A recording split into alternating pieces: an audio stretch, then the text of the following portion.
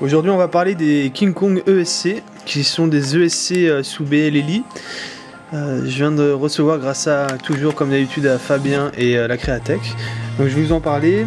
Il faut savoir qu'ils valent 6,69$ tout seul ou 6,36$ quand tu les prends par 4. Donc sur Banggood, et en France on pourrait s'attendre à les trouver juste en dessous de 10€ je pense dans quelques temps. Voilà, c'est des ESC qui sont livrés avec une notice qui est assez complète, je l'ai scanné, donc je vais vous la faire apparaître à la fin de la vidéo. Pour une fois, ils sont pas livrés fil moteur soudé. Donc hop, là, on n'a pas besoin de devoir les dessouder, hop c'est fait. Ils font en poids, je les ai pesés, ils font 7,5 g, 7,4 g environ, c'est bien ce qu'annonce le constructeur, donc je valide. Ils sont donnés pour 12 ampères en utilisation normale, 20 ampères en burst. Moi j'essaierai vraiment de faire un test avec un gros moteur pour y tirer, je sais pas moi, 40 ampères pour voir à quel point il peut résister.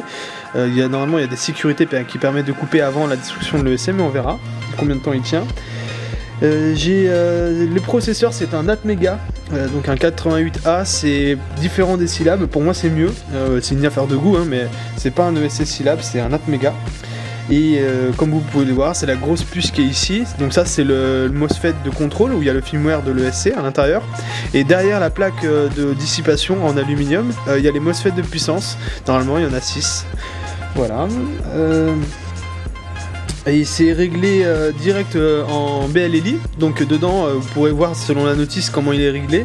Donc il est en one shoot activé, d'ampère light off, mais après on peut tout changer hein, comme un classique BLLI. Et attention, grande nouvelle les gars, c'est un ESC avec le bootloader BLLI.